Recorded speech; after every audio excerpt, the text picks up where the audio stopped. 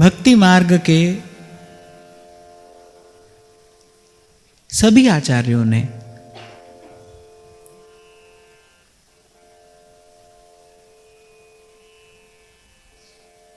जब इस मार्ग का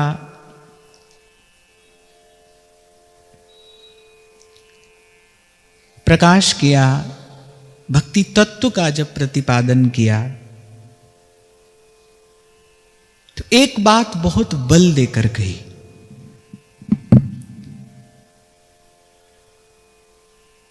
श्री चैतन्य महाप्रभु कहते हैं, तृणादपि सुनीचेन तरोरपि सहिष्णुना अमानिना मानदेन कीर्तनीय सदा हरि ही। माने भजन तो होगा, पर कब होगा? उससे पहले तृणादपि सुनीचेन तरोरपि सहिष्णुना। श्री सेवक जी महाराज कह रहे हैं, तृणते नीच अपनपो कहे, तरु सम सहनशीलता हुई। वही बात कह रहे हैं, तृणादपि सुनीचेन तरोरपि सहिष्णुना। शास्त्र का भी वाक्य है कि विद्या ददाति विनयम, अर्थात जिसके पास विद्या है, विद्या अर्थात अनेक अनेक प्रकार की विद्याएं हैं,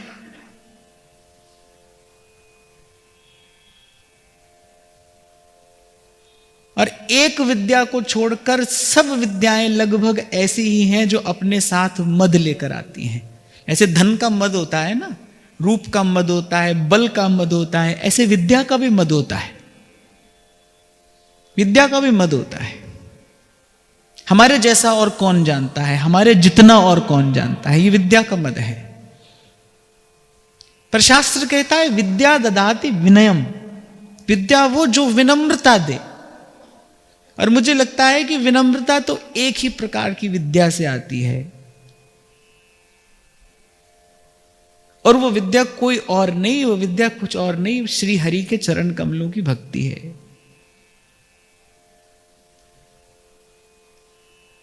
वो विद्या जिसमें कुछ ऐसा जान लिया गया है कि जिसको जानने के पश्चात भीतर इस सद्गुण का स्वतः प्रकाश हो रहा है, विकास हो रहा है।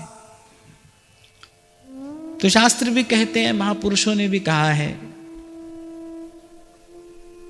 विनम्रता, विनय।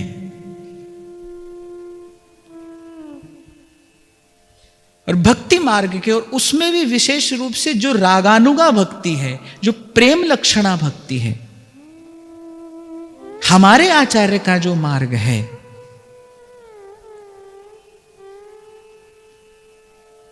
उस पर चलने वाले के लिए तो ये परमावश्यक है। उसके हृदय में इस भाव का प्रकाश होना अत्यंत आवश्यक है। तृणादपि सुनीचेन, भाई हम सबसे छोटे हैं, सबसे छोटे। और ये केवल कहने के लिए नहीं, ये केवल कहने के लिए नहीं है, इस बात की अनुभूति हो, आपका मन, आपकी चेतना, आप इस बात को स्वीकार कर ले, हाँ भाई सब मुझसे श्रेष्ठ हैं, सब मुझसे श्रेष्ठ हैं। और जब उस सत्य के निकट पहुंचता है कोई, तो वस्तुतः ऐसा ही अनुभव होता है। कैसे कबीर कहते हैं ना, बुरा जो देखन में चला, बुरा न मिलया को, जो घट देखूं आपका, मोह से बुरा न को। पूर्व की एक चर्चा में हमने ये चिंतन किया था कि जब तक गुण दोष का दर्शन होगा तब तक अंतःकरण शुद्ध नहीं होगा। जब तक हम संसार में गुण दोष देखते रहेंगे तब तक अंतःकरण शुद्ध नहीं होगा। और उससे भी बुरी स्थिति है दोष का दर्शन होना, क्योंकि इसके लिए तो भगवान क्या कहते हैं, सुपने हूं नहीं देखई पर दोषा। परदोष दर्शन किसको होगा?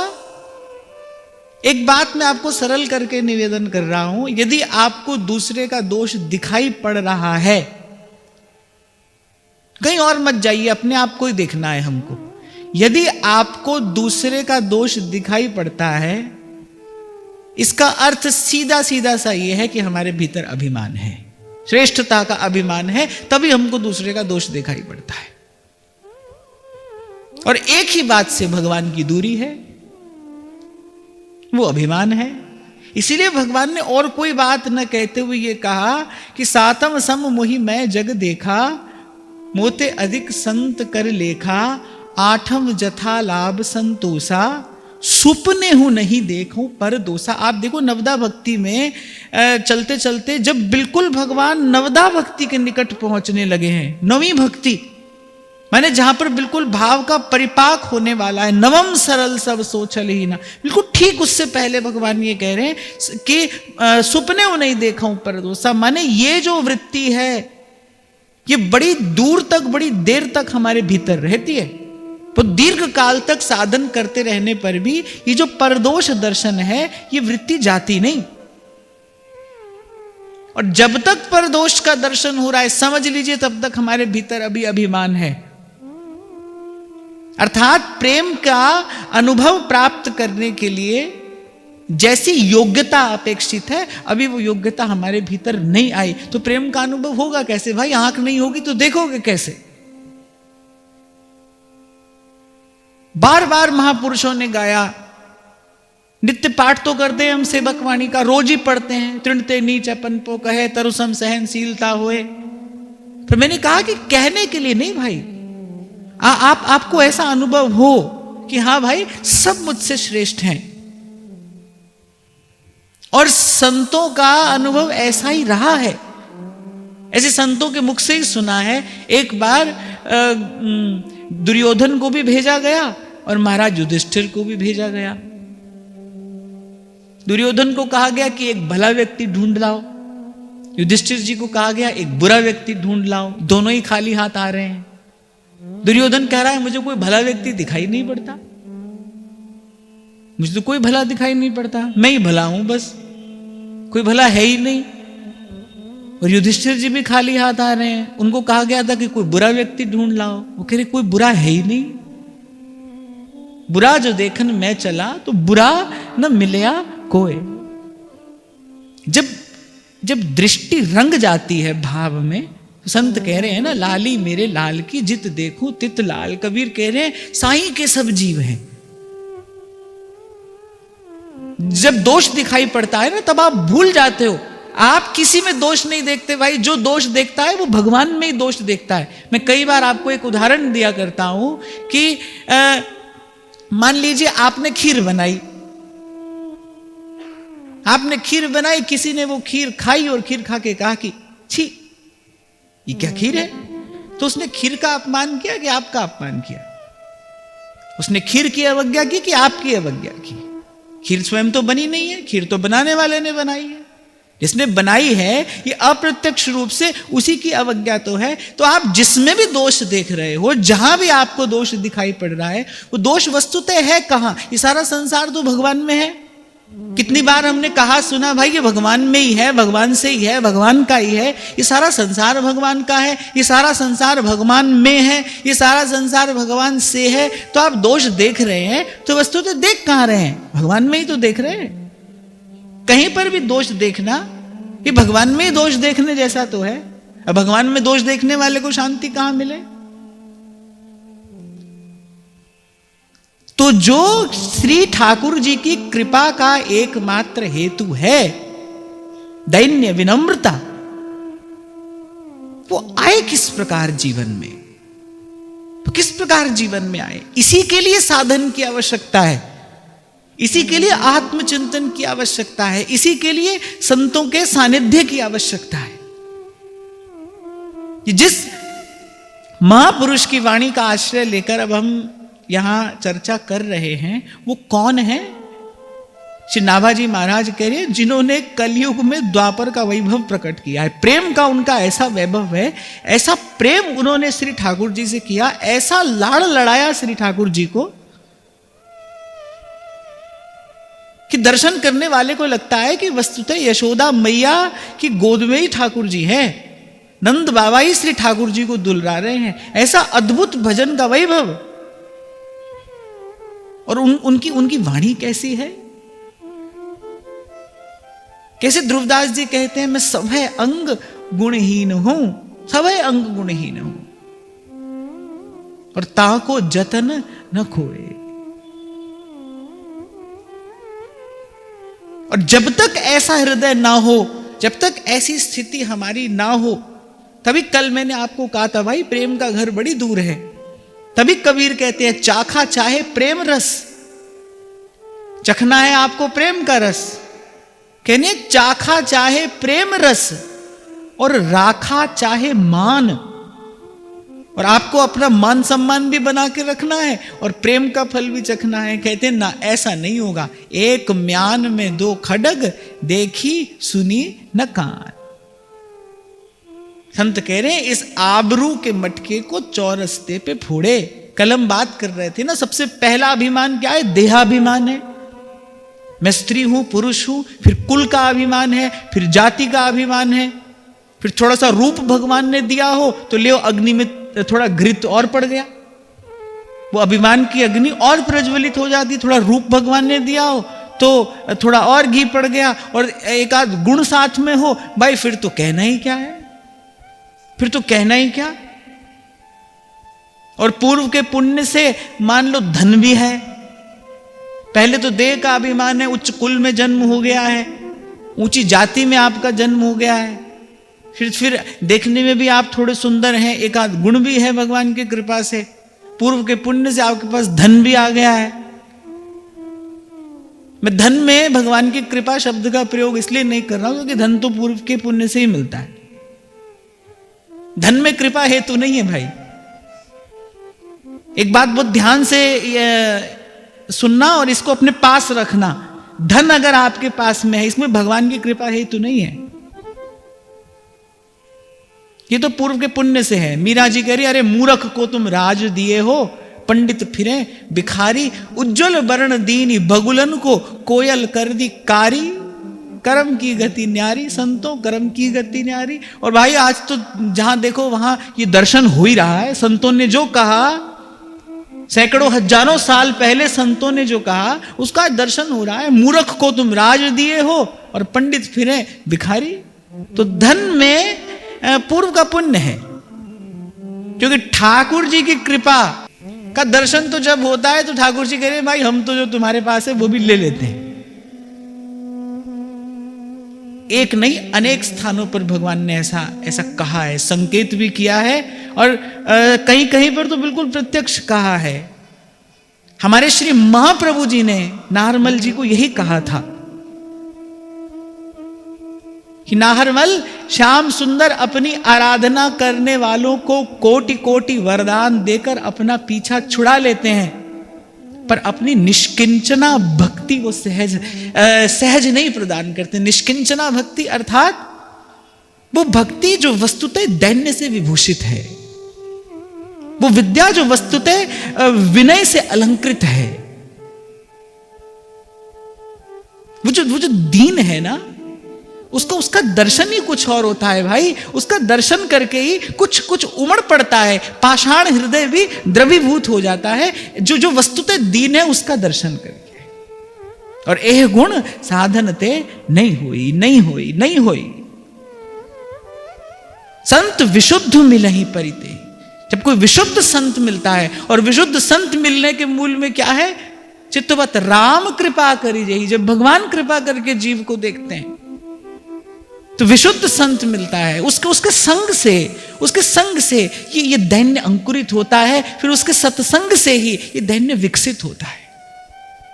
निष्किंचना भक्ति। तो हम बात कर रहे थे कौन कौन सा अभिमान है, दैन्य को प्राप्त करने में बाधक क्या है। अभिमान बाधक है। और अभिमान क्या है, पहले देह का अभिमान है, इसी से कितने अभिमान जुड़े हैं, रूप का, गुण का, बल का।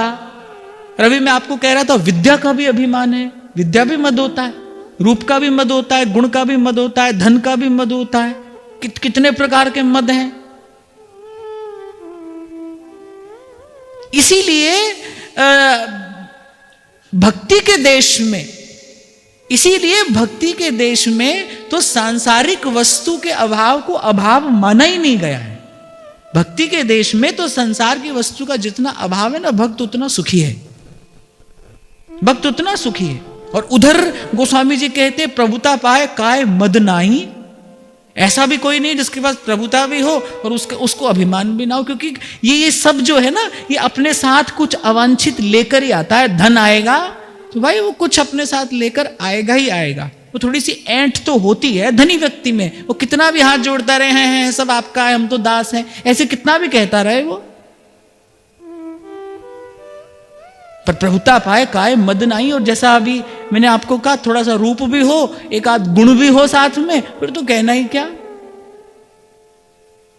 फिर तो भगवान और दूर हैं, और दूर हैं, और दूर हैं। किसको प्राप्त है? जो निष्किंचन है। ए दरबार दीन को आदर, रीति सदा चलिया। रामचरितमानस जैसा ग्रंथ लिखने के बाद, ऐसे ग्रंथ की रचना करने के बाद अंत में गोस्वामी जी क्या कहते हैं, नेत्रों में जल भरकर, कांपते हुए हाथ हैं, मौसम दीन न दीन हित, तुम समान रघुबीर, अस विचारे रघुवंश मणि, हरहु विषम भव भी। संतों के शब्द केवल शब्द नहीं है, संतों के शब्द पुष्प के जैसे हैं, उसमें भाव की एक खुशबू भी है, उनके शब्दों में एक खुशबू है कि कैसी अद्भुत सुवास है गोस्वामी जी के इन शब्दों में। और अब अपनी ओर देखो, अब आत्मचिंतन करो कि देखो भाई इनमें से कौन कौन सा अभिमान हमारे साथ लगा है, और जो मैंने कहा है वो सब लगे, सब कहीं ना कहीं भीतर, बहुत भीतर, बहुत भीतर कहीं ना कहीं ये सब है। कहां से प्रेम की अनुभूति हो। और जितना अभिमान होगा उतना हृदय पाषाण होता चला जाएगा। अभिमानी व्यक्ति को किसी का दुख नहीं लगता, उसको तो केवल अपने अहम का पोषण करना है, उसका वो झूठा अहम पुष्ट रहना चाहिए, उसकी रक्षा होनी चाहिए, उसके लिए किसी का दुख नहीं है।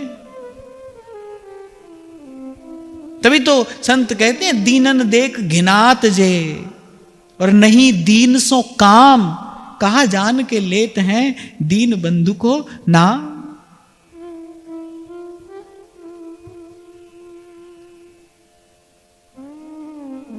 संपत्ति क्या है, पाना क्या है, धन किसे कहते हैं? धन तो यही है भाई, संतोष धन है, ये दैन्य धन है। ये मिले तो समझो कुछ मिला। इसमें से कोई ऐसी दैवी संपत्ति हमें मिले तो समझो कुछ मिला, नहीं तो धन दारा सुत लक्ष्मी पापी के भी होए। जिस बात का आप और मैं मान करते हैं, अभिमान करते हैं, जिस बात के लिए आप और मैं अपना सम्मान चाहते हैं, कह रहे वो तो पापी के भी होए। पापी के पास धन की कमी है? कलयुग है, समय की व्यवस्था भी ऐसी है, पाप के मार्ग पर चलो, देखो धन बरसना शुरू हो जाएगा। जितना पाखंड अधिक होगा उतनी पूजा अधिक होगी, उतनी प्रतिष्ठा अधिक होगी। तो कलयुग का नियम धर्म है भाई। जितना पाखंड अधिक होगा उतनी पूजा अधिक होगी, उतनी आपकी प्रतिष्ठा होगी, शीघ्रता से बड़ी तेजी से होती चली जाएगी। यही तो युग का धर्म है, कलयुग का धर्म यही है।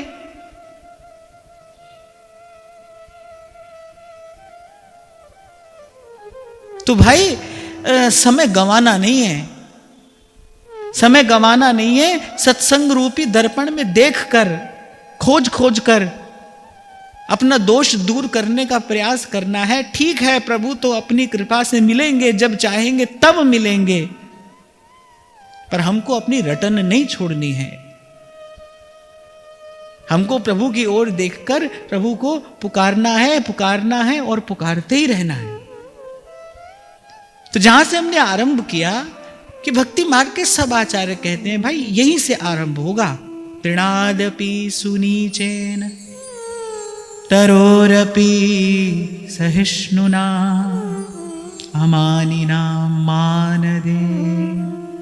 कैसे कह रहे जो सम्मान के योग्य नहीं है उसको भी सम्मान दिया जाए, जो योग्य नहीं है उसको भी दिया जाए। और अभिमानी व्यक्ति के जीवन में क्या होता है, जो योग्य है वो उसको भी नहीं देता है।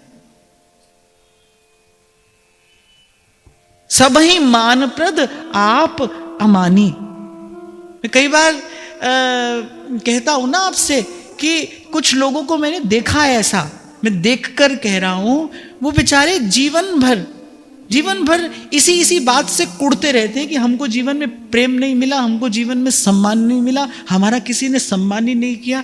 अरे प्रेम और सम्मान छीन झपट कर नहीं पाया जाता है, प्रेम और सम्मान बांटा जाता है, फिर प्रकृति उसका उत्तर देती है। आप प्रेम करिए, आपको प्रेम मिलेगा, आप सम्मान दीजिए। अरे संसार क्या, सृष्टि का कण कण आपका सम्मान करेगा। प्रकृति संतों का सम्मान करती है, कैसा सम्मान करती है। बनारस के एक साधु थे, वो कहा करते थे, कहते भाई जीवन में ऐसे ऐसे दिन भी आए जब कई कई दिन हमको आहार नहीं मिलता था, कई कई दिन तक, क्योंकि अयाची थे। अयाची माने जो मांगेगा नहीं, भगवत इच्छा से जो मिलेगा जब मिलेगा वो उसी के आश्रित रहेगा। अयाची साधु थे। कहते वर्षा के दिनों में जब गंगा जी बहुत बढ़ आती थी तो कहते बहुत बहुत दिन तक हमें कुछ नहीं मिलता था, पर वो कहते थे गंगा का जल पीते थे और हमें मां के दूध जैसा पोषण मिलता था, जो निर्मल है, जो निष्कलुष है, जो सारी सृष्टि के कण कण में भगवत दर्शन कर रहा है, जो सबको भगवान का मानता है, जो सबको भगवान का मानकर सबका सम्मान कर रहा है। अरे प्रकृति का कण कण उसकी सेवा करता है, कण कण उसकी सेवा करता है। भगवत रसिक देव कहते हैं जो कदापि माधो भजे माया चेरी होए। पर दुख की बात क्या है, माया को सब जग भजे। सहजो बाई कहती है प्रभुता को हर कोई चाहे, प्रभुता को हर कोई चाहे, पर प्रभु को चाहे न कोई।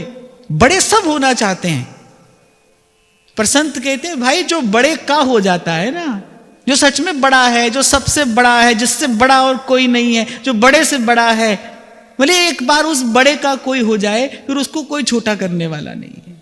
प्रभुता को सब कोई चाहे, पर प्रभु को चाहे न कोई। मैं तो आपको इतना निवेदन करूं भाई कि आप और मैं साधक हैं, पर इतना जरूर हम देख लें, ईमानदारी से देख लें और उसको स्वीकार कर लें कि हम वस्तुतः चाहते क्या हैं, हमारी इच्छा है किसकी, क्या चाहते हैं हम।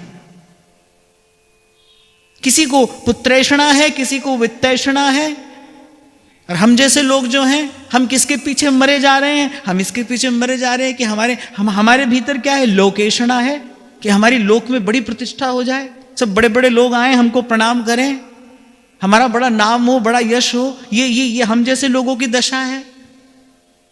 और बिल्कुल सही कहा है संतों ने, प्रभुता को हर कोई चाहे, प्रभु को चाहे न कोई।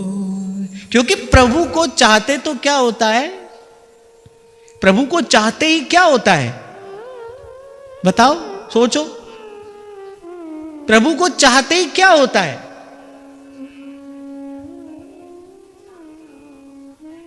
प्रभु को चाहते ही प्रभु मिल जाते हैं, तो चाहते ही तो मिल जाते हैं। वो कुछ कर धर के थोड़ी ठाकुर जी मिलते हैं, वो तो बस केवल इसी प्रतीक्षा में है भाई कब कोई केवल हमें चाहे, जब वो हमसे कुछ न चाहे, जब वो हमारा कुछ न चाहे, जब वो केवल हमें चाहे। केवल हमें, नारद जी भक्ति सूत्र में कहते ना, तद विस्मरणम परम व्याकुलते थी, कि वो केवल हमें चाहे और संसार की ये तुच्छ क्षुद्र वस्तु तो छोड़ो, जिसको उद्धव जैसे ब्रह्म ज्ञानी से ब्रह्म ज्ञान भी नहीं चाहिए। गोपी कह रही भाई हमको ये भी नहीं चाहिए, 8 जाम उधो हमें शाम ही सो काम है। आहा, श्री प्रियादास जी जब टीका लिखते हैं ना श्री महाप्रभु जी के कवित्व की, तो कितनी सुंदर बात प्रियादास जी ने लिखी। निस दिन गान रूप माधुरी को पान, उर अंतर सिहान, एक काम श्यामा श्याम सो, एक काम श्यामा श्याम सो। श्री ठाकुर जी बस केवल इसी प्रतीक्षा में तो हैं भाई। आपको लगता है कि भगवान का मिलना दुर्लभ है, पर भगवान तो बड़े सुलभ हैं, वो तो चाहते ही मिल जाते हैं, चाहते ही प्रकट हो जाते हैं। भक्त को भगवान का मिलना दुर्लभ नहीं है भाई, भगवान को भक्त का मिलना दुर्लभ है। तभी तो श्री ठाकुर जी ने कहा वासुदेव सर्वमिति समहात्मा सुदुर्लभ। समहात्मा, समहात्मा, वो महात्मा, कौन महात्मा? वासुदेव सर्वमिति, जो मेरे अतिरिक्त कुछ नहीं देखता, मेरे अतिरिक्त कुछ नहीं चाहता। वासुदेव सर्वमिति स महात्मा सुदुर्लभ। ठाकुर जी का मिलना दुर्लभ नहीं है, भगवान तो नित्य सुलभ है, सदा सर्व सुलभ है। राम हमारे संतों ने लिखा है सर्व सुलभ है, भगवान तो सबको सुलभ है। श्री जगन्नाथपुरी में आप जाइए तो वहां पर एक ऐसी व्यवस्था है कि भाई जो आर्य हिंदू है केवल वही मंदिर के भीतर जाकर ठाकुर जी का दर्शन कर सकता है। तो ठाकुर जी तो करुणावतार हैं, तो श्री ठाकुर जी स्वयं आ गए मंदिर के द्वार तक सबको दर्शन देने के लिए। अरे भाई वो कहते हैं कोई हमारी ओर आए तो सही, कोई हमारी ओर आए तो सही, उसके पास नहीं होगा कोई गुण, उसके पास नहीं होगी कोई योग्यता, पर यदि कोई मेरे लिए मेरी ओर आ रहा है तो मैं उसको चल के मिलूंगा। आपने किसी ने अगर दर्शन किया हो तो भगवान द्वार पर आकर विराजमान हो गए, जो मंदिर के भीतर नहीं जा सकता। श्री ठाकुर जी ने कहा भाई वो दर्शन से वंचित नहीं होना चाहिए, वो तो सबका सम्मान करते हैं, वो तो सबको सुलभ है। पर भाई भगवान को भक्त का मिलना बड़ा दुर्लभ है, भक्त नहीं मिलता भगवान को, भक्त नहीं मिलता। मनुष्याणाम सहस्रेषु कश्चिद् यतति सिद्धयः, मनुष्याणाम सहस्रेषु, भगवान कह रहे हजारों हजारों में से कोई एक होता है, कोई एक, कोई बिरला, कोई बिरला होता है। नहीं होती भाई, बुरा मत मानना, पर सत्य यही है, केवल प्रभु की इच्छा नहीं होती, नहीं होती। पर क्या करें, ये जन्म जन्म के जो ये कर्मकृत जो संस्कार हैं ये हमारे साथ आए हैं। इसीलिए कल श्री गोसाई विट्ठल नाथ जी ने कहा कि अपने दोष को जानते हैं पर फिर भी उसको दूर करने में प्रभु हम समर्थ नहीं हैं। क्या मुख ले बिनती करूं, लाज आवत है मोह।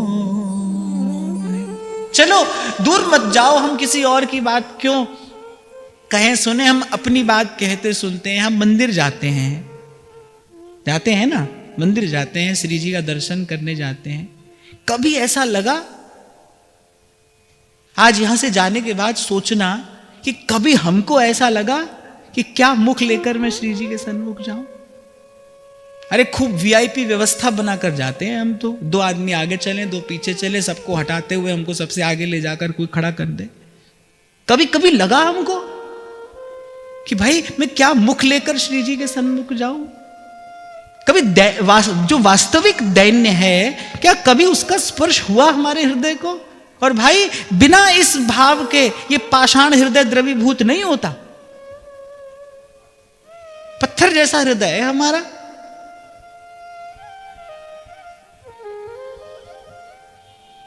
कैसा कैसा पत्थर, कैसा पाषाण, जो गंगा की धारा में सहस्रों वर्षों से पड़ा है,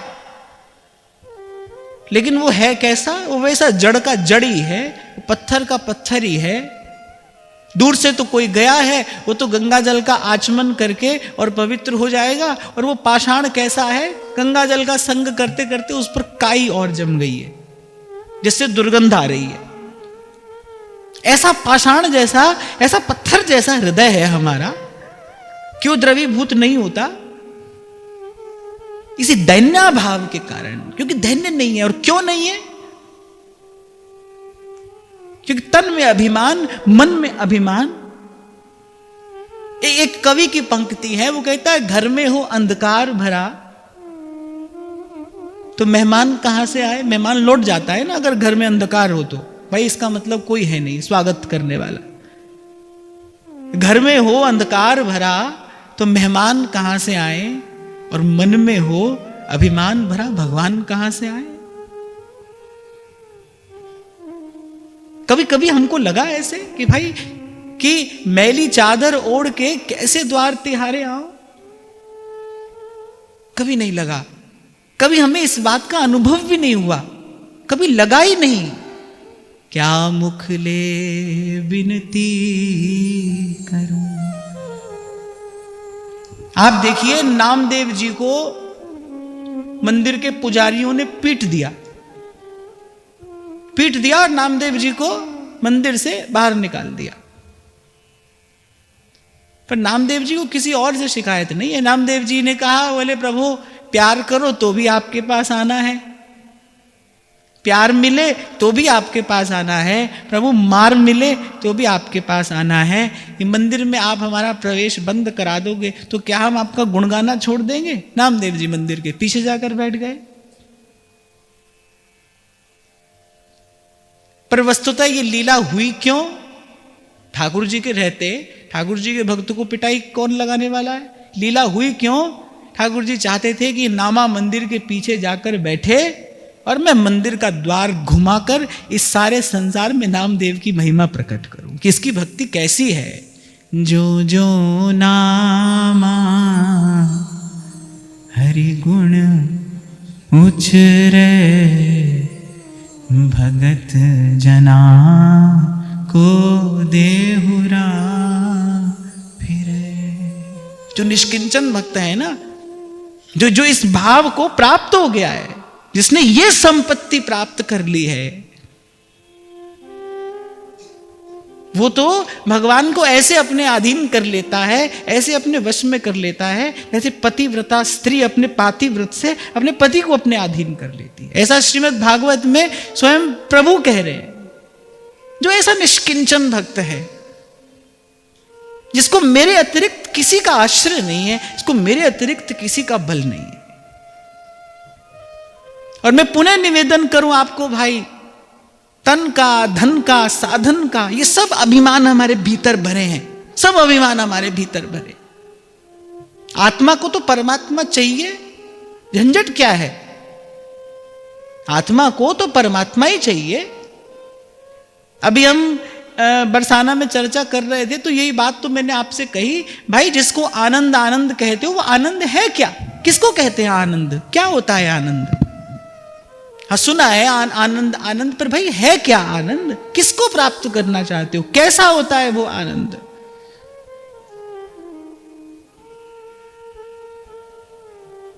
तो सजातीय का सजातीय से मिलन हो उसका नाम आनंद है। देवदास जी कह रहे हैं ना, इष्ट मिले और मन मिले। एक दार्शनिक ने एक बात लिखी है, मुझे बड़ी अच्छी लगी। किसी ने उससे पूछा कि मार्ग महत्वपूर्ण है या गंतव्य महत्वपूर्ण है? कोई दार्शनिक, उससे किसी ने पूछा भाई मार्ग महत्वपूर्ण है या गंतव्य महत्वपूर्ण है? Which is more important, the way और द डेस्टिनेशन? और वो क्या उत्तर देता है? एक शब्द कहता है, वो कहता है कंपनी। न मार्ग महत्वपूर्ण है न गंतव्य महत्वपूर्ण है, बोले साथ चलने वाला कौन है? संग कैसा है आपका? संग अच्छा होगा तो गलत मार्ग से भी आपको सही पर ले आएगा, और संग खराब हुआ तो सही चलते चलते भी आपको गलत पर ले जाएगा। संग किसका है? कह रहे इष्ट मिले और मन मिले तब आनंद है। इष्ट का अर्थ देवी देवता नहीं, इष्ट का अर्थ भगवान नहीं। इष्ट का अर्थ हमारी वांछित वस्तु क्या है। जैसे जैसे धनी व्यक्ति का इष्ट कौन होता है? वो भले खड़ा हो मंदिर में भगवान के सामने, पर धनी का इष्ट तो धन है। लोभी का जो इष्ट है वो तो धन है। वो भले व्रत पूजा भगवान की कर रहा है, लेकिन भगवान की व्रत पूजा करने से कोई भगवान का नहीं होता भाई। ये बड़ी अच्छी बात है, आप इसको विचारो। भगवान की पूजा करने से कोई भगवान का नहीं होता है। इच्छा किसकी है भीतर? इच्छा किसकी है? अभी उस दिन मैं आपको सुना रहा था ना, एक पंडित जी थे, बड़े विद्वान थे, पत्नी से बड़ा प्रेम करते थे, बड़े विद्वान थे, कविता करने में बड़े निपुण थे, राजा के दरबार में उपस्थित हुए। अब वो बिरदावली तो राजा की रच रच कर सुनाते हैं, लेकिन उसके बदले में चाहते क्या है? पत्नी को ये चाहिए, पत्नी को वो चाहिए। तो यश तो राजा का गा रहे हैं, लेकिन वो भक्ति कर किसकी रहे हैं? वो भक्ति राजा की नहीं कर रहे हैं, वो भक्ति तो अपनी पत्नी की कर रहे हैं। तो जो लोभी है वो भले कितना भी जप तप कर रहा हो, हजारों हजार ब्राह्मण बुलाकर वो पूजा कराता हो, पर उसका इष्ट भगवान नहीं है, उसका इष्ट तो धन है, कामी का इष्ट स्त्री है। तभी गोस्वामी जी ने कहा काम ही नारी प्यारी जिमी, लोभ ही प्रिय जिमी दाम। इष्ट को समझने में भूल हो जाती है। इष्ट माने हमारी वांछित वस्तु क्या है, हमारा इष्ट तत्व क्या है, हमारा इष्ट तत्व क्या है। हम महाप्रभु जी के पद चिन्हों का अनुसरण कर रहे हैं, हमारा इष्ट तत्व क्या है? हमारा इष्ट तत्व क्या श्री राधा है? हमारा इष्ट तत्व क्या श्री कृष्ण है? क्या हमारा इष्ट तत्व राधा कृष्ण है? न, हमारा इष्ट तत्व प्रिया और प्रियतम के मध्य का जो प्रेम है ना, वो हमारा इष्ट तत्व। सहचर्या क्या चाहती है? प्रिया और लाल के मध्य का परस्पर का जो प्रेम है ये बना रहे, बढ़ता रहे। उनकी सारी सेवा इसीलिए है कि प्रेम बढ़ता रहे, और प्रेम होगा तो बढ़ेगा ही। सब प्रतिक्षण वर्धमानम, ये तो प्रेम का गुण धर्म है। तो आत्मा को तो परमात्मा ही चाहिए, झंझट किस बात का है? बीच में अड़चन बहुत है भाई, बीच में अवरोध बहुत हैं, और क्षमा करना, बहुत बार ज्ञानाभाव में, बहुत बार अज्ञान के कारण उन अवरोधों को दूर करने की बजाय हम उन अवरोधों को और बढ़ाते चले जाते हैं। भजन किस लिए होना चाहिए? अहंकार नष्ट हो। भजन किस लिए होना चाहिए? कि हमारे भीतर उस दैन्य का आविर्भाव हो। पर कई बार देखा जाता है कि परिणाम कुछ और ही आने लगता है, परिणाम कुछ और ही आने लगता है। कभी कभी क्षमा करना, पर क्योंकि देख लेता हूं आसपास घटने वाली घटनाओं से सीखना चाहिए, केवल देखना नहीं चाहिए, आसपास होने वाली घटनाओं से देखकर सीखना चाहिए। देखने में आता है कभी भजन करते करते हम में श्रेष्ठता का ऐसा भाव आ जाता है कि हम दूसरे किसी की अवहेलना कर देते हैं, दूसरे किसी की अवज्ञा कर देते हैं। चलो ठीक है, वो साधारण है, मान लो वो साधारण है, पर उसकी अवज्ञा अवहेलना करने से आप तो साधारण भी नहीं रहे। किसी की अवज्ञा अवहेलना आपने की, आप तो साधारण भी नहीं रहे। वो तो साधारण है, आप तो साधारण भी नहीं रहे, आपका तो कहीं वहां से भी पतन हो गया। इसका उपाय तो भाई संत यही बताते हैं कि सदा सदा सदा सत्संग की सन्निधि में रहे, सदा सदा सदा गुरुजनों के पीछे रहे। गह भक्तन पद ओट।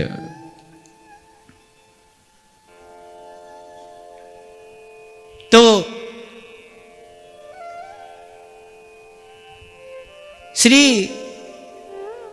गुसाई जी श्री ठाकुर जी से कह रहे हैं, ठाकुर जी ने कहा आप धीरज धरिए। बोले आपके लिए कहना सरल है, हमारे लिए धीरज धरना कठिन है। धीरज कहना सरल है, पर धीरज धरना कठिन है।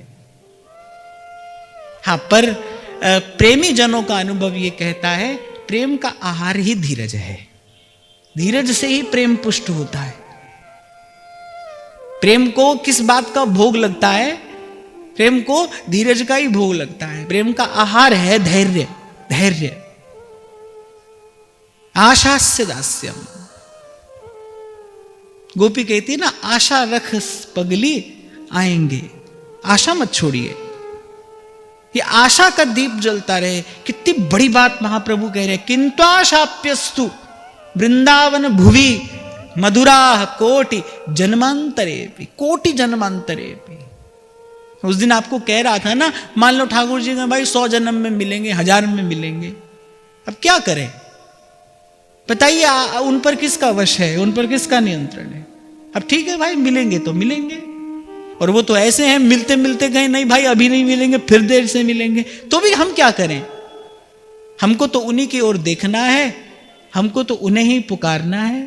श्याम घन कब बरसोगे आए, श्याम घन कब बरसोगे। हमारा तो एक यही कार्य है, उनकी प्रतीक्षा और उनके नाम की रटन। कई बार व्यासपीठ से अनेकों बार हमने इस भाव पर चर्चा की, पर मैं आज फिर आपको स्मरण दिला रहा हूं। एक शब्द में श्री महाप्रभु जी ने अनेकों संकेत छिपा दिए हैं। ये जो सुधा निधि जी का श्लोक है ना, आशास्य दास्यम, जो एक शब्द महाप्रभु जी कह रहे हैं ना, आशास्य दास्यम, इसके गर्भ में अनेक भाव छिपे हैं। ये दैन्य की उक्ति है। यद्यपि अधिकारी हैं और लोग उनको कह रहे हैं सर्वस महाप्रसाद प्रसिद्धता के अधिकारी, यद्यपि वो अधिकारी हैं पर फिर भी कहते हैं ना, वृंदावन रज से ये स्वामिनी लय इच्छा। वृंदावन के रसिकों ने कहा है ये, कह रहे वृंदावन रज से ये स्वामिनी लय इच्छा। जो मैं आपको कई बार निवेदन करता हूं ना, भाई वृंदावन का वास हो ये तो बड़ा उत्तम है, पर कब हो, जब श्री जी चाहें। अपनी कुश्ती मत लड़िए, आप अपनी खींचातानी मत करिए। कभी कभी ऐसे भगत होते हैं ना, अब दर्शन नहीं दोगे तो भोजन नहीं करेंगे, ऐसा नहीं करेंगे, वैसा नहीं करेंगे। ठीक है, कहीं के लिए ये ठीक होगा, पर प्रेम का मार्ग ऐसा नहीं है, प्रेम का मार्ग ऐसा नहीं है। वृंदावन के रसिकों ने कहा, वृंदावन रज से ये स्वामिनी लय इच्छा, धनी दिए धन पाइए यह गुरु की शिक्षा। जिसका धन है जिनको वृंदा विपिन है, कृपा तिन्हीं की होए, वृंदावन में तभी तो रहन पाई है सोए। तो ये जो एक शब्द है ना, आशास्य दास्यम, दास्य की आशा है, ये आशा का दीप जलता रहे। जैसे परम श्रद्धेय स्वामी श्री रामसुखदास जी महाराज बार बार मंत्र की तरह एक बात रटाते थे ना, कि मेरे नाथ मैं आपको भूलू नहीं, मैं आपका हूं, आप मेरे हैं। मैं उस दिन आपको बरसाना के सत्र में यही कह रहा था ना, ऐसे हमको भी मंत्र की तरह एक बात रटनी है, श्याम श्यामा सदा हमको प्यारे रे। हमारी जो प्रियता है वो युगल के चरणों में हो। प्रियता अर्थात कि मन की सहज गति किस ओर जा रही है, देखो। थोड़ी देर के लिए बिना सत्संग अप्लाई किए, सुनते हो ना आप, बिना सत्संग का विचार किए एक बार अपने मन को छोड़कर देखो, मन कहां जाता है। अपने मन से कहो ठीक है, जहां तेरा मन हो वहां जा, जहां तेरी इच्छा हो तो वहां जा। अब देखो मन कहां जाता है, एक बार ऐसा अनुभव करके देखो। बार बार उन्हीं गलियों में जाएगा मन जहां से आया है, जहां से दुख पाता हुआ आया है, उन्हीं गलियों में फिर जाएगा। यही भगवान की माया है। रविदास जी ने कहा ना, पाए रतन चीनो नहीं दीनो करते डार, ये माया श्री कृष्ण की मोयो सब संसार। यही भगवान की माया क्या है, यही है भाई। दुख दुख दुख करके रो रहे हैं, मर रहे हैं, बिलबिला रहे हैं, यहां भी दुख है वहां भी दुख है। जिन संबंधों से पीड़ा मिल रही है, कष्ट मिल रहा है, क्लेश मिल रहा है, धक्का खा रहे हैं रोज, मन के बहुत भीतर उन्हीं को चाहते हैं, ये भगवान की माया है। मन के बहुत भीतर उन्हीं को चाहते हैं जो कांटे की तरह गड़े हैं, चुभ रहे हैं, एक क्षण का चैन नहीं है, नहीं लेने दे रहे हैं, और बहुत भीतर फिर उन्हीं को चाहते हैं। ये क्या है? ये माया श्री कृष्ण की मोयो सब संसार। श्रीमद् भागवत कहती है, यन मायया गहनया पहृतात्मबोधा। ऐसी भगवान की गहन माया है, आत्मबोध का हरण कर लेती है। भूल जाते हैं हम, भाई हम कौन है, कहां है। तो ऐसे एक आध क्षण के लिए मन को छोड़कर देखना, ज्यादा देर नहीं छोड़ देना। कहीं आप कहो कि आज सत्संग में सुना था, लो थोड़ी देर छोड़ दो मन को, ज्यादा देर नहीं छोड़ना। ऐसे एक क्षण के लिए छोड़कर देखना उन्हीं गलियों में जाएगा।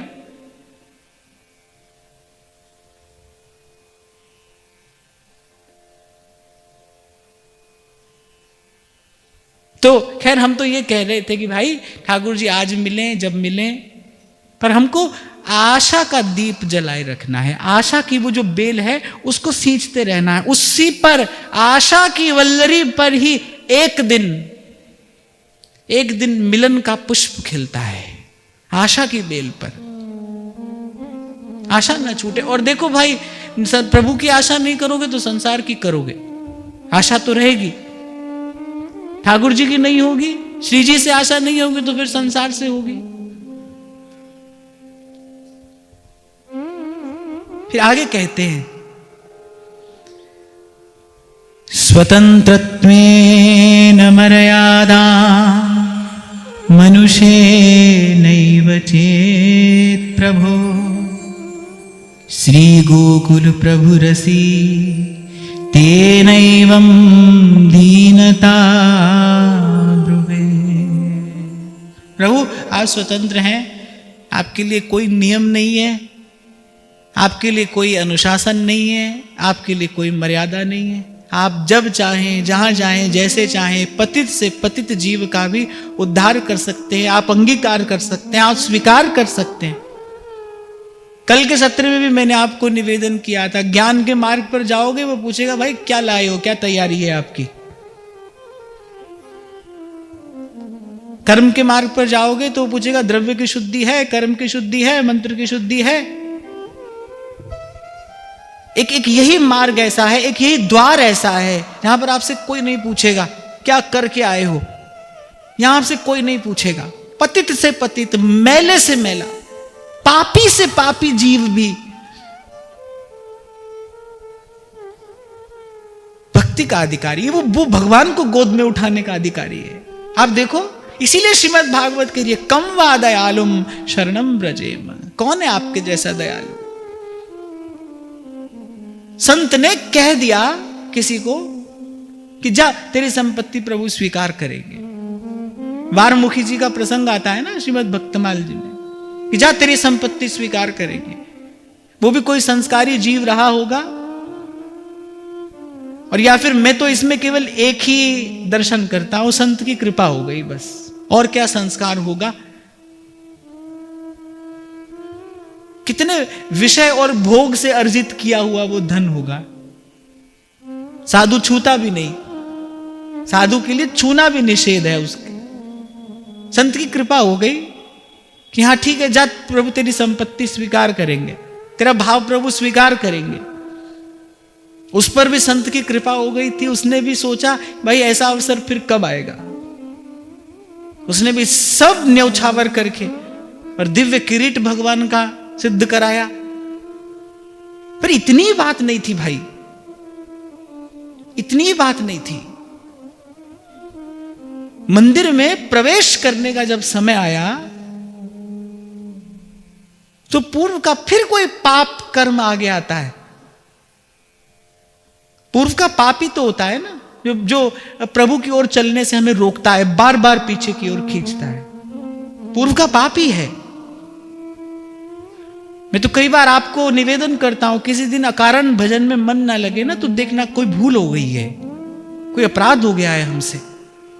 क्यों भजन में मन नहीं लग रहा? क्यों सेवा में आज रुचि नहीं हो रही? कैसा पाप कर्म आगे आया, मंदिर में प्रवेश करने का समय है, संत की कृपा से ये बालक बन गया है। संत ने कहा कि ठीक है मैं लेकर चलूंगा। मंदिर में प्रवेश करने का समय है और उसे मासिक धर्म होता है। बड़ी शोचनीय अवस्था हो गई। और वहां प्रभु की करुणा का कोई अंत नहीं है, कोई अंत नहीं है। जिस काल में छाया का स्पर्श भी निषिद्ध है, उस काल में प्रभु कहते हैं लेकर आओ, उसी के हाथ से हम मुकुट धारण करेंगे। और झुका देते हैं भगवान अपना मस्तक। वो वारमुखी है, वारांगना,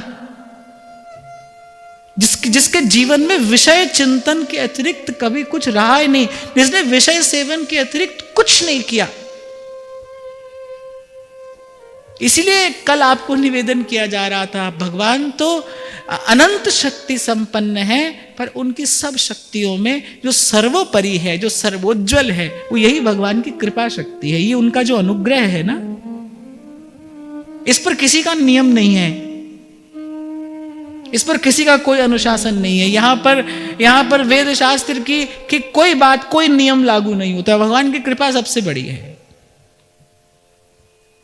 कृपा सबसे बड़ी है। और उसी कृपा के आश्रित जीव का नाम भक्त है, जो कृपा के आश्रित है, जो बस प्रभु की कृपा के ही आश्रित है, उसको कृपा का ही आश्रय है। इसीलिए आपको निवेदन किया गया कि श्री जी की कृपा का पुनः पुनः विचार करिए। हम पर कृपा का अवतरण हुआ है, महाप्रभु जी की ओट से हम पर कृपा का अवतरण हुआ है।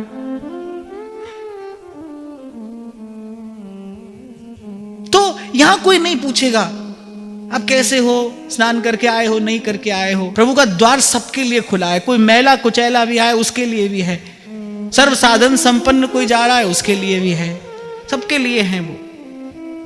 और संत तो ये कहते हैं कि दीन पर कृपा अधिक है, पतित का विचार पहले है। गोस्वामी जी ने कहा ऐसी कवन प्रभु की रीत, हे प्रभु ये आपके दरबार की कैसी रीत है, ये कैसी अटपटी रीत है आपके दरबार की। ऐसी कवन प्रभु की रीत, बिरद हेतु पुनीत परिहर, जो पवित्र हैं वही उनकी ओर आप देख भी नहीं रहे। बिरद हेतु पुनीत परिहर, पामरन पर प्रीत, और पतितों पर, पापियों पर आपकी ऐसी कृपा, ऐसा अनुग्रह है आपका। भक्तों का उद्धार तो भगवान ने बहुत बाद में किया। सबसे पहले किसको पहुंचाया अपने धाम में? गई मारन पूतना, कुछ काल कूट लगाए, मातु की गति दई ताहि कृपाल जादोरा। आप तो सर्वतंत्र स्वतंत्र हैं, ऐसी आपकी कृपा है, ऐसी आपकी करुणा है। आप करुणार्णव हैं, आप अकारण करुणा सिंधु हैं। पर हे सुंदरवर, हे नागरवर, आप मुझे काल और कर्म के अधीन क्यों करते हैं? हम आपके हैं। चाचा शहीद वृंदावन दास जी कहते हैं ना करुणा बेली में, कि आपका दास होकर कोई काल और कर्म के अधीन कैसे हो सकता है? जो तुम कहो कर्म तुम खोटे। अगर आप ये कहते हो भाई बड़े खोटे कर्म किए हैं तूने,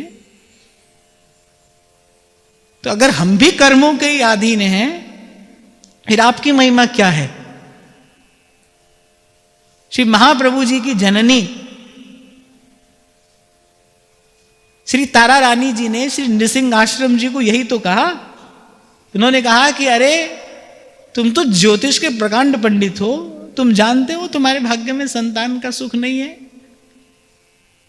तो वो जो वात्सल्य पूरित हृदय था ना, उसको चोट लगी और तारा रानी के मुख से निकला जो सब भाग्य का ही लिखा होता है। फिर क्या महिमा है आपकी? क्यों भगवान कह रहे हैं मोते अधिक संत करी लेखा? क्यों कबीर कहते हैं करता करे न कर सके, फिर गुरु करे सो होए? आपकी महिमा क्या है?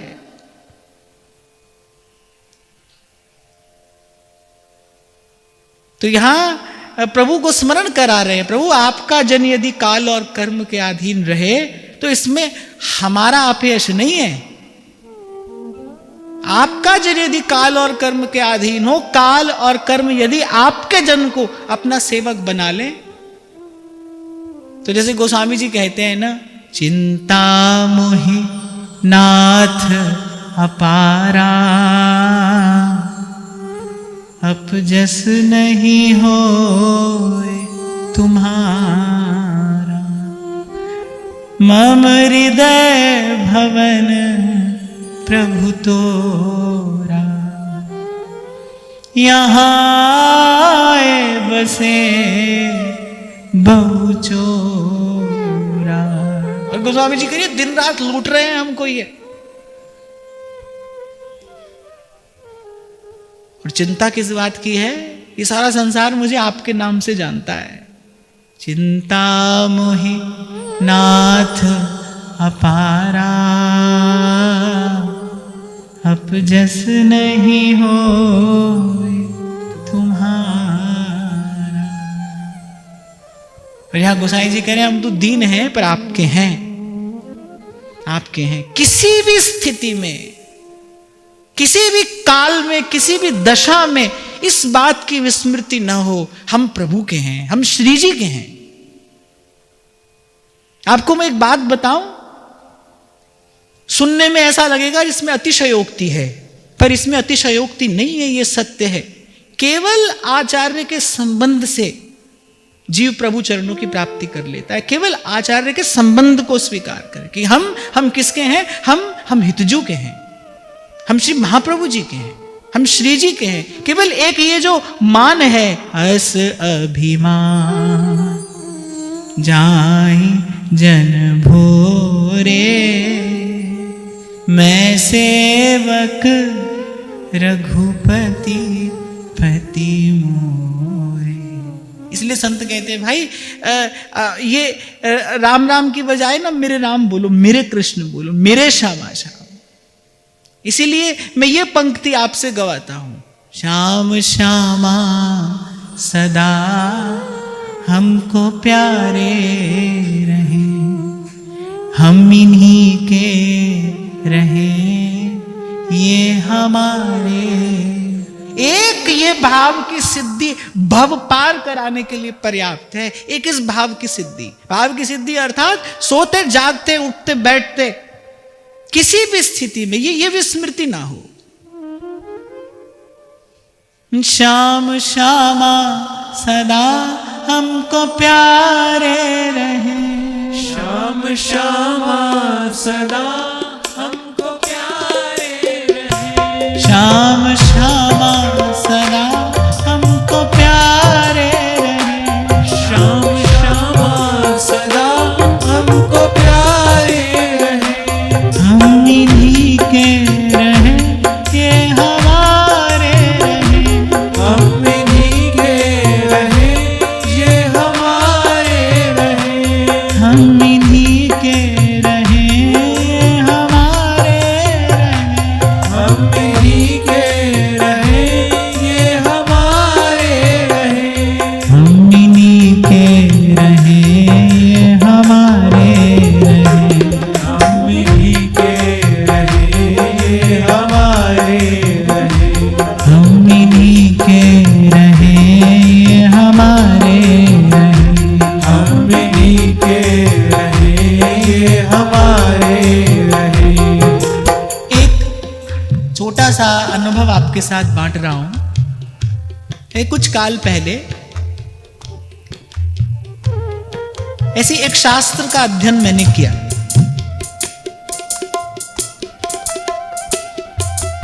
अब देखो, लाभ हुआ कि हानि हुआ, परिणाम से पता चलता है ना।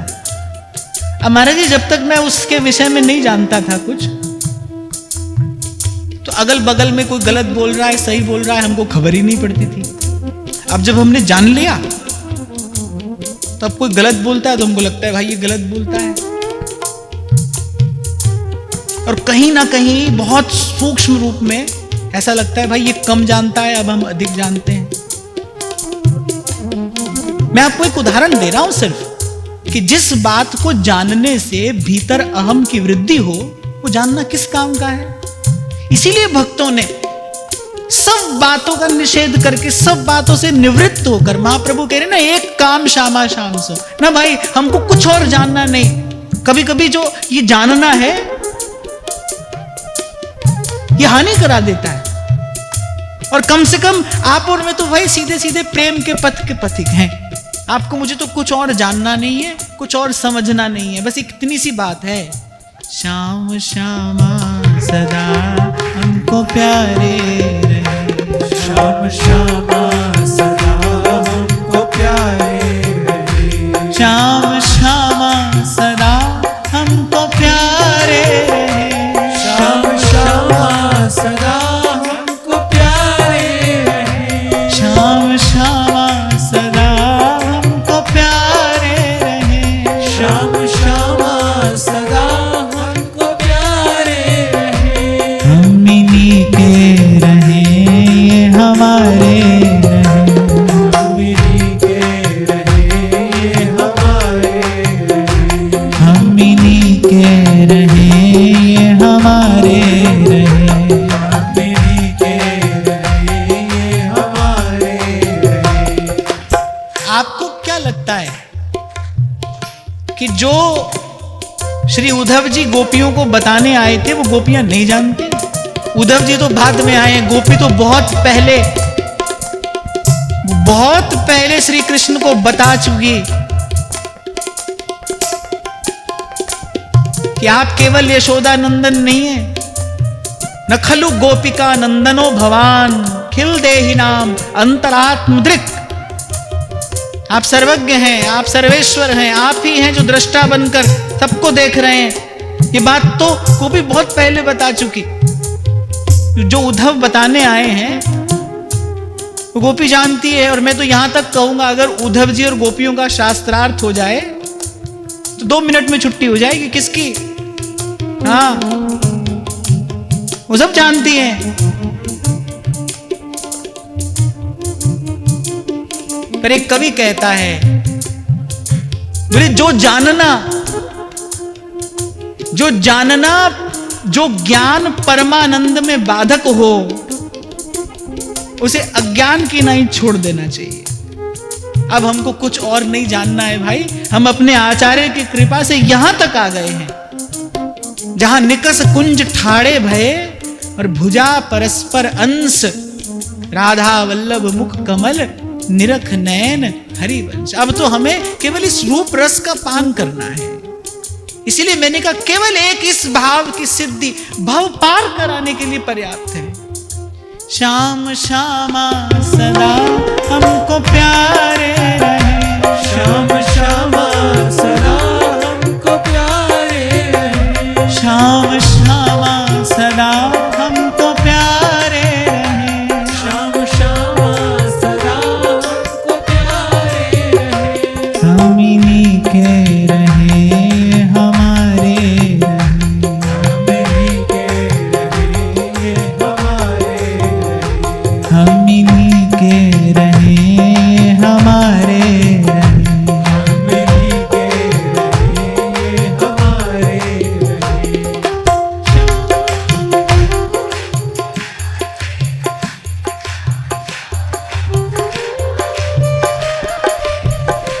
हम इन्हीं के रहे हमारे रहे। हम इन्हीं के रहे हमारे रहे,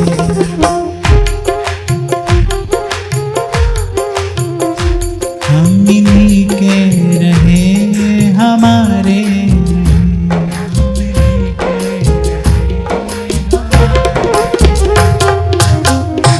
और भाई इसी का नाम विवेक है। इसी की बात ध्रुवदास जी सिद्धांत विचार में कर रहे हैं कि अविवेकी कौन जो सब गहे और क्या सब छाड़े, और विवेकी कौन जो भली गहे और बुरी छाड़े। अपने काम की बात अपने को लेनी है।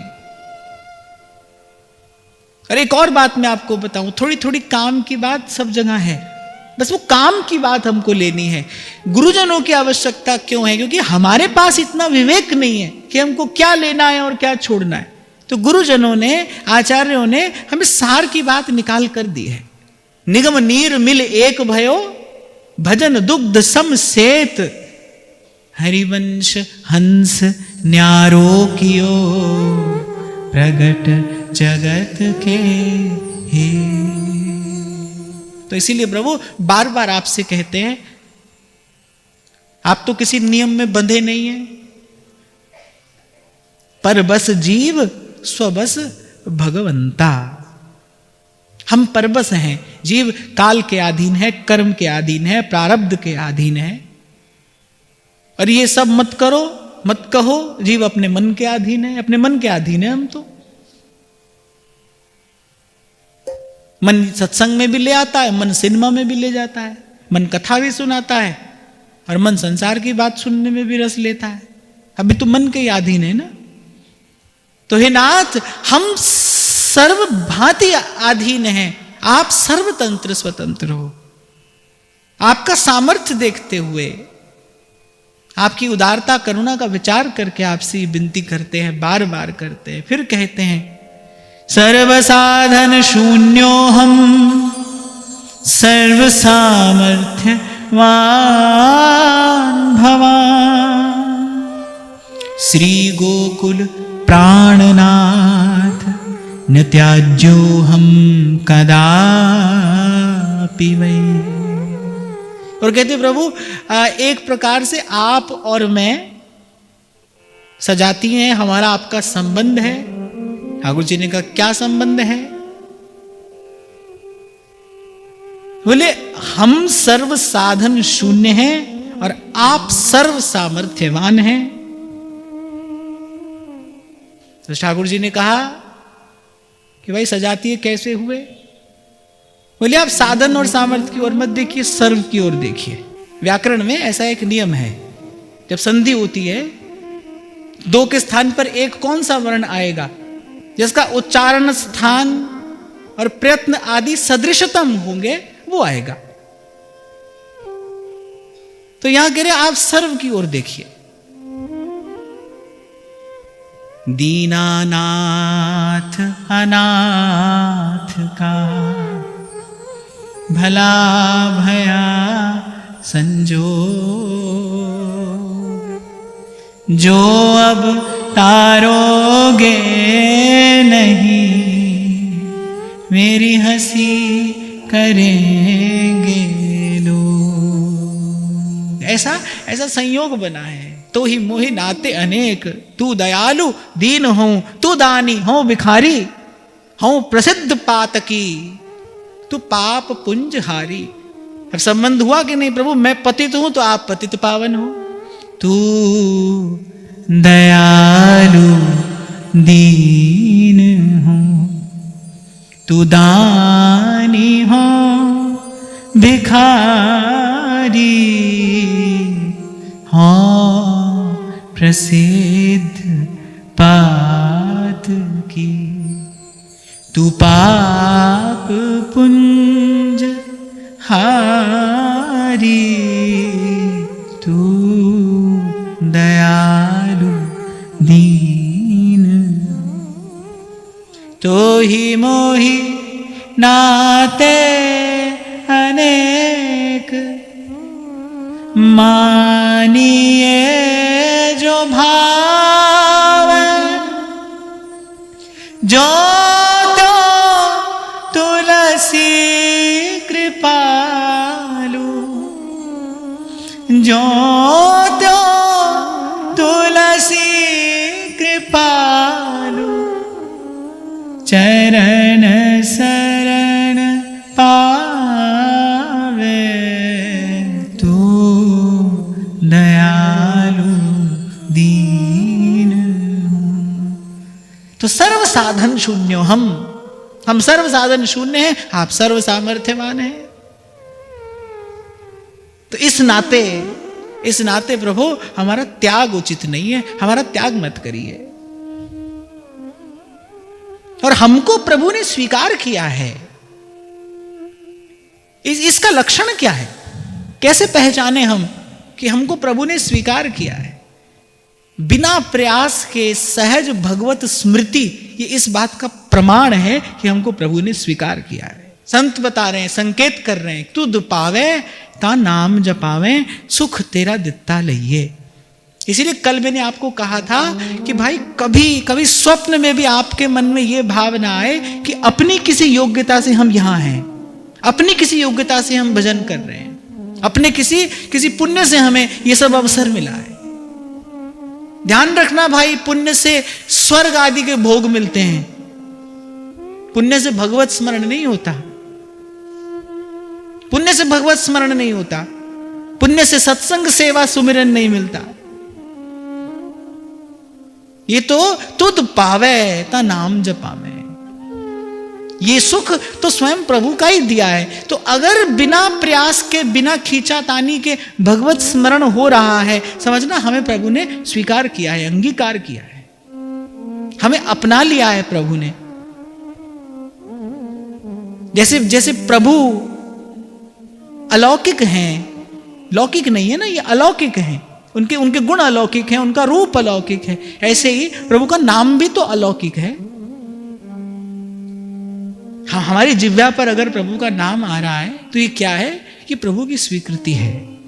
महाप्रभु कह रहे हैं ना, यत्त नाम स्फुरति, मेरी जिह्वा पर आपका नाम नर्तन करता है। महिमा एश वृंदावनसी, आपकी स्वीकृति है, ये आपकी महिमा है, आपकी कृपा की महिमा है, ये द्योतक है आपकी कृपा का। मुझ पर आपकी कृपा है, मुझ पर आपकी दृष्टि है। आप पता नहीं इस बात को कितने ध्यान से सुनते हो, पर मैं बार बार आपको ये बात इसलिए कहता हूं क्योंकि इस साधन का मुझे निजी जीवन में बड़ा लाभ मिला है कि बार बार श्री जी की कृपा विचारिए कि मुझ पर श्री जी की कृपा है, कृपा है। इससे वास्तविक दैन्य का उद्रेक होता है कि मुझ पर आपकी कृपा है। कितने अनर्थ से बच जाता है जीव केवल इस बात का विचार करके कि मुझ पर प्रभु की दृष्टि है। हम जब भी किसी अनुचित अनर्थ कर्म में प्रवृत्त होते हैं, भूल जाते हैं ना कि कोई हमें देख रहा है, उस समय हमें भगवत विस्मृति होती है। भगवत स्मरण रहते रहते पाप नहीं हो सकता, प्रभु को याद करते करते पाप नहीं हो सकता भाई। जहां राम तहां काम नहीं, और जहां काम नहीं राम। जब अनर्थ में हम प्रवृत्त होते हैं उस समय भगवत विस्मृति होती है।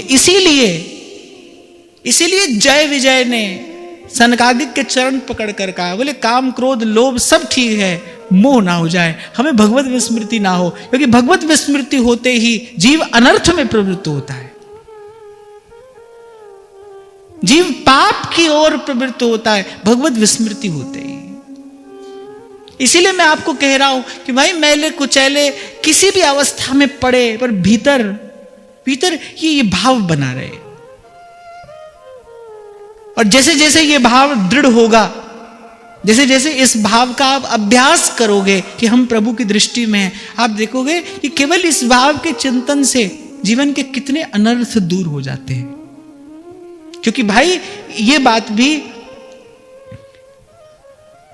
सावधानी पूर्वक चिंतन करने की है, विचार करने की है, क्योंकि ये भी सृष्टि का अविचल नियम है, जो जस करहि सुतस फल चाखा। जब कर्म का बीज पड़ जाता है भाई, फिर उसका फल भोगने किंबा भुगतने के लिए हमको उपस्थित होना ही पड़ता है।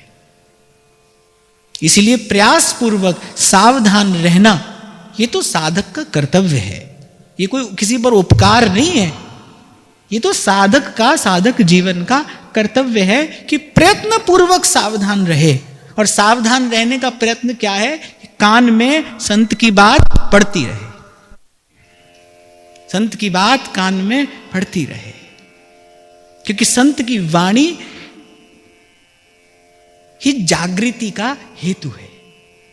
नहीं तो भाई मोह निशा और सब सोवनिहारा, सब सो रहे।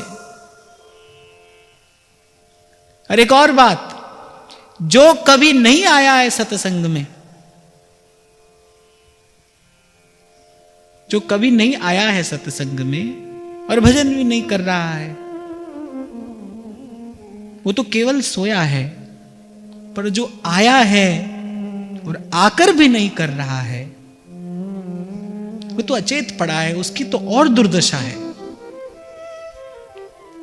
इसीलिए कई बार आपको विनम्रता पूर्वक निवेदन किया जाता है, भाई, कि हमको प्रभु यहां तक लाए हैं, प्रभु की कृपा से हम यहां तक आए हैं, अब जीवन के प्रति हमारा कर्तव्य और बढ़ जाता है। इस कृपा का क्या उत्तर देंगे, क्या क्या निवेदन करेंगे प्रभु को? धन्यवाद देने के लिए क्या है हमारे पास? रैदास एक बड़ा सुंदर भाव कहते हैं, राम में पूजा कहा चढ़ा,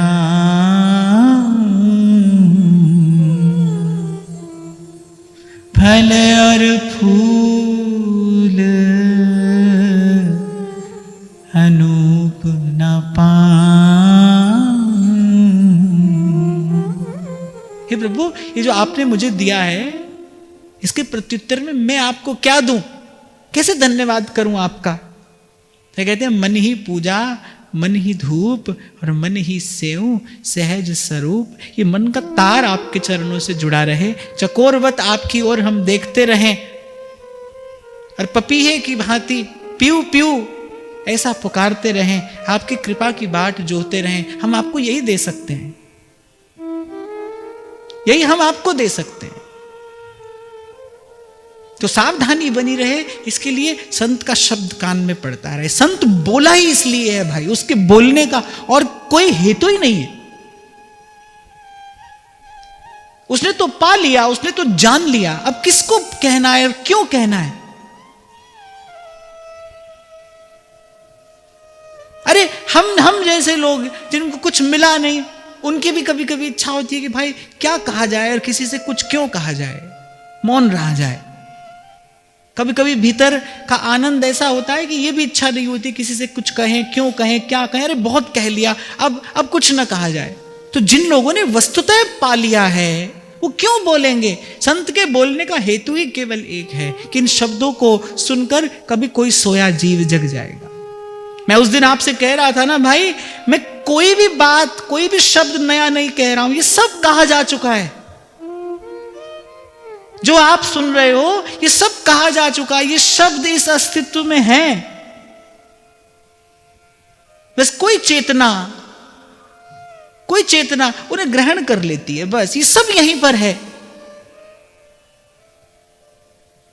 ये पहले भी कहा गया, आज फिर कहा जा रहा है और ये कहा जाता रहेगा। संत बोला ही इसलिए है कि सोया जीव जग जाए। ये शब्द किसी के कान में पड़ेगा और कोई जग जाएगा। संत के मुंह से निकला, अरे आया था हरि भजन को, करी नरक की ठौर, सोया जीव जग गया। सहजो बाई के कान में गुरु के शब्द पड़े, सहजो तनिक सुहाग को, तेने कहा गुथायो शीस, अरे जाना है रहना नहीं। ब्याह होता है, मैंने क्या गृहस्थी बसाई जा रही है? किस लिए बसाई जा रही है भाई? यहां तो रहना ही नहीं। जहां आपको 2-4 दिन से अधिक रहना ना हो, वहां जाकर आप घर बनाते हो ना। वहां तो भाई किराए पर एक कक्ष लिया जाता है, अपना काम बनाया और चल दिए। ऐसे रहना नहीं है, देश बेगाना है, यहां पर कुछ क्यों बसाना है? तो गुरु के मुख से एक शब्द ही तो निकला, सहजो तनिक सुहाग को, तेने कहा गुथायो शीस, जाना है रहना नहीं, मरना विश्वामी। बोले इस संसार में पक्की बात क्या है? एक बात जो पक्की माने होगी होगी। बोले यहां से जाना है, ये बात पक्की है। यहां से जाना है, ये बात बिल्कुल पक्की है। ये होगा ही होगा, आज होगा नहीं तो कल होगा, पर ये होगा। तो बस गुरु के मुख से सुना। क्या सहजो बाई जी नहीं जानती होंगी? जिसका भजन में इतना इतना अभिनिवेश है, जो छटपटा रही हैं, बाहर शहनाई बज रही है और वहां उनका मन रुदन कर रहा है, व्याकुल हो रहा है कि कहां किस ओर जा रही हूं मैं। क्या वो नहीं जानती होंगी मानव जीवन की क्षणभंगुरता, इस संसार की अनित्यता? पर बात कब बनी? जब वही बात गुरु के मुख से सुनी, जब संत बोला, अरे जाना है रहना नहीं, मरना विश्वाबीज। वेणी गुंथन हो रहा था, केश सज्जा हो रही थी, बस खोल दिए केश, और चल दी गुरु के पीछे पीछे। तब कहा सहजो भाई जी ने, अरे हरि तो कुटुंब जाल में घेरी, मेरा प्रारब्ध तो संसार में उलझाने ले जा रहा था, गुरु ने काटी ममता मेरी। संत बोलता ही इसलिए भाई कि कोई जगेगा।